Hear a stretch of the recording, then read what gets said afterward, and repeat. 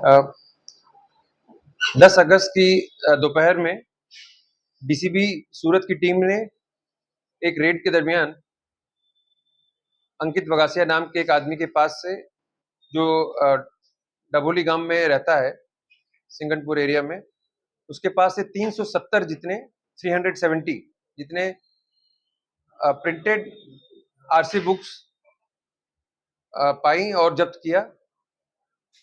उसकी इंक्वायरी में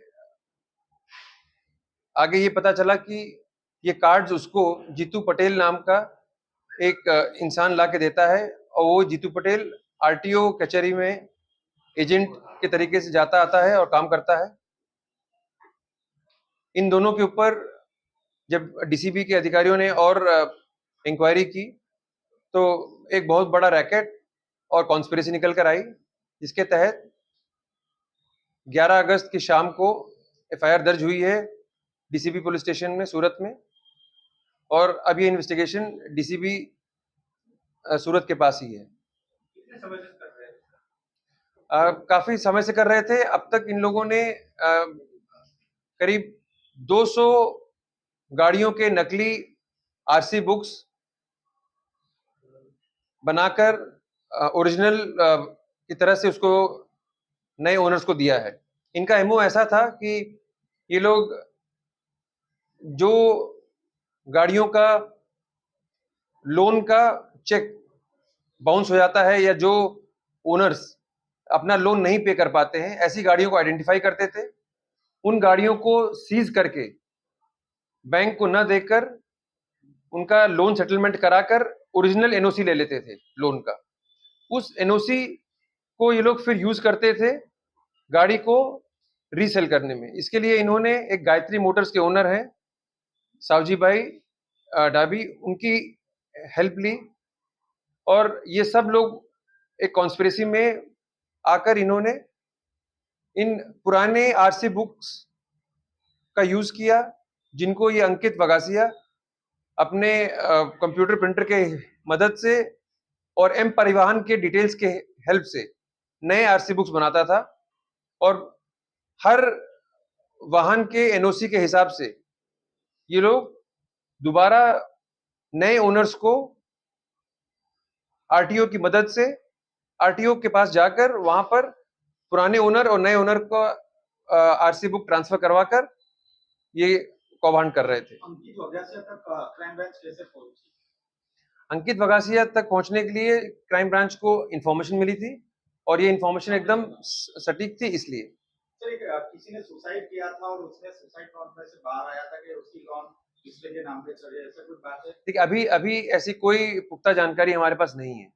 ये पहले हमने जो है सिंपल इंक्वायरी की उन कार्ड्स का और अंकित वगासिया और जीतू पटेल के रोल के बारे में, उसके बेसिस पर एफआईआर दर्ज हुई है। अधिकारी को इस बारे में जानकारी दी गई? हाँ, क्योंकि एफआईआर आरटीओ की तरफ से है, इसलिए उनको ये जानकारी दी गई। आरटीओ ने कोई मिली भगत तो अभी ऐसा कुछ नहीं निकला है, क्योंकि जो अभी निकला है वो ये पता लग रहा है कि आरटीओ को जो बेसिक डॉक्यूमेंट्स रिक्वायर्ड होते थे वो ये लोग उनको मुहैया करा रहे थे, और इसलिए नए ओनर्स को उनकी आरसी बुक बाय पोस्ट मिल जाती थी, और पुरानी आरसी बुक जो कि फेक होती थी वो आरटीओ में जमा होती थी। आरटीओ में से कहीं ना कहीं चोरी करके ये लोग बनाते थे, ऐसा कुछ? जी हाँ, ये जो जीतू पटेल है, जो इसके पास आरटीओ के रिकॉर्ड रूम का एक्सेस था, ये वहां से पुरानी आरसी बुक्स या प्रिंटेड आरसी बुक्स लेकर आता था, और उसकी मदद से ये लोग आरसी बुक पर जो ऑलरेडी प्रिंटेड होता था उसको पेट्रोल से मिटाते थे, और फिर उसी आरसी बुक का दुरुपयोग हो रहा था। अभी तक तो जो पकड़े गए हैं वो सिर्फ गुजरात के ही लोग हैं, पर अगर आगे कुछ निकलेगा इन्वेस्टिगेशन में तो आपको बताया जाएगा।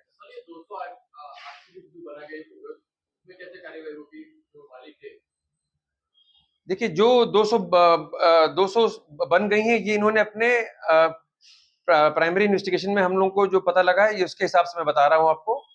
कुछ एक हमने आइडेंटिफाई भी कर ली हैं, लेकिन धीरे धीरे हम कोशिश करेंगे कि इस पूरे मामले के तह तक पहुंचा जाए। सर, मालिक को पता था कि ये डुप्लीकेट आरसी हम लोग को मिल रही है? नहीं, अभी तक मालिक को इसके बारे में कुछ नहीं पता था। जो हमें पता लगा है उसके हिसाब से उसको कुछ पता नहीं था।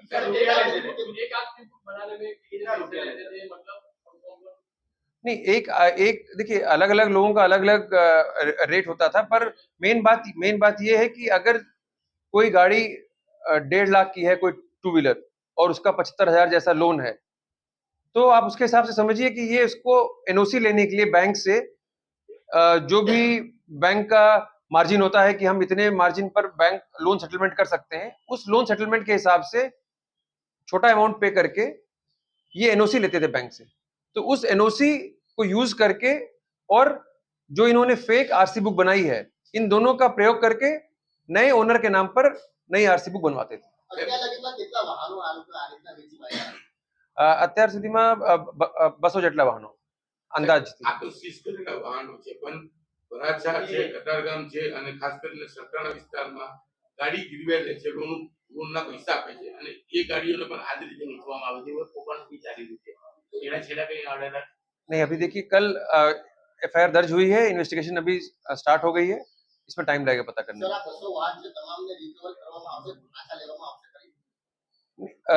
वो डिपेंड करेगा हमारे केस के हिसाब से। अगर ये क्राइम का केस का मुद्दामाल होगा तो वो रिकवर करने किया जाएगा। केस में बैंक और फाइनेंस कंपनी का इन्वॉल्वमेंट सीधा कहीं ना कहीं जितेंद्र पटेल के साथ जुड़ा हुआ है, ऐसा है?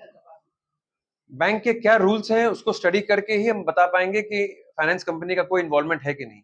अभी तो ये पता लगा है कि फाइनेंस कंपनी के जो लोग गाड़ी सीज करते थे, वो गाड़ी सीज करके और ये लोग आपस में उसका लोन सेटल करके एनओसी लेना इनका प्राइमरी काम था।